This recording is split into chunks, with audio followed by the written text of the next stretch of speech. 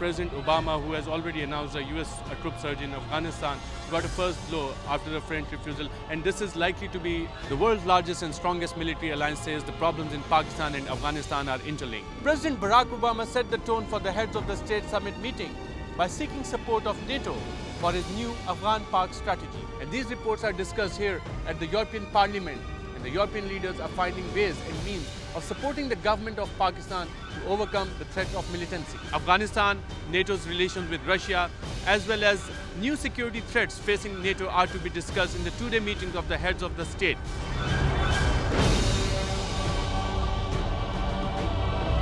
Arshad Sharif, Dawn News, Paris. It is about 7,000 kilometers long, and that is very long indeed. And it symbolizes the greatness of China and the ability of men to achieve whatever goals they set for themselves.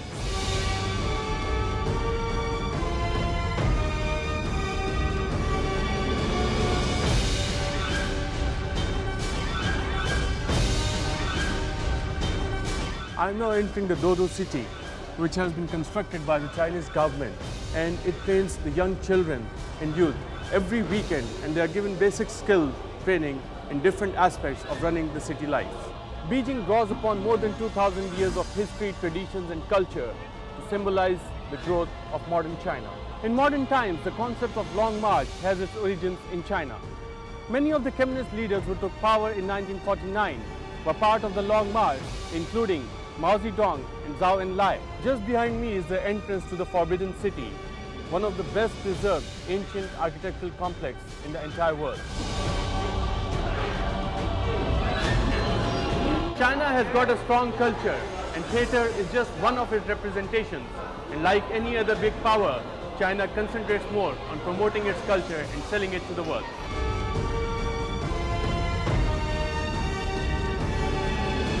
There are countless spots of natural beauty like this spread all across China. For someone interested to know about Chinese traditions, cultures and history, it might take a whole lifetime.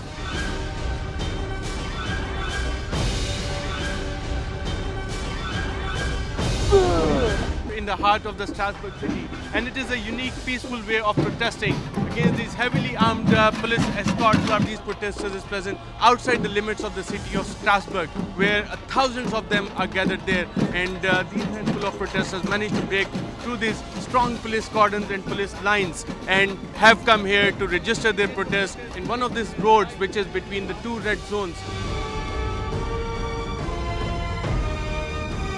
Political and diplomatic sources say that multi-million-dollar contracts in the war against terror, whose areas of operations lie in Pakistan, might also come under scrutiny. It's the ordinary people who are bearing the brunt of increase in oil prices, as oil giants and the government laugh their way to the banks. Consumer rights activists say that since President Bush's administration, the price of oil has increased from $25 a barrel to at least $135 per barrel. According to the Center for American Progress, the big 5 US oil companies, including Exxon, BP, Shell, Chevron, and ConocoPhillips, have reported profits of $556 billion since 2001. BP and Shell, two of Europe's biggest oil producers, reported profits of 17 billion pounds earlier this year in April. The ministers today, however, are likely to send a very strong message to Pakistan to restore the country back to constitutionalism and lift the state of emergency.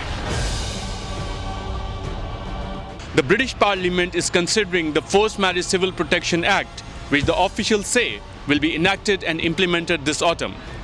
The act will empower the courts to prosecute those who try to force someone into a forced marriage.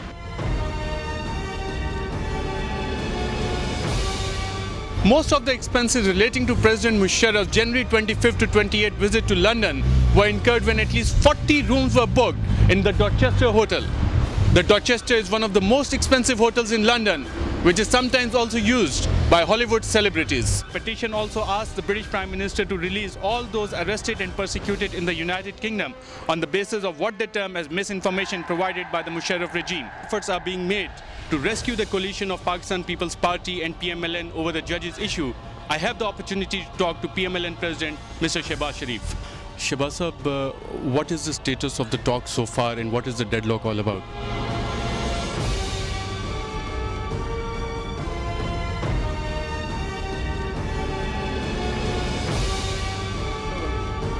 इस वक्त हम Norway की parliament में खड़े हैं और यहाँ पे दो पाकिस्तानी इस पार्लियामेंट के मेंबर हैं, उनमें से एक वाइस प्रेसिडेंट भी, और जैसे उन्होंने बताया कि वो पार्लियामेंट में जो डिबेट्स होती हैं उसको लीड करते हैं और एक ट्रांजिशन आ रहा है जो सेकंड जनरेशन और थर्ड जनरेशन ऑफ इमिग्रेंट्स है फ्रॉम डिफरेंट बैकग्राउंड और स्पेशली पाकिस्तान से जो हैं वो अब प्रोमिनेंट पोजीशंस पे आ रहे हैं।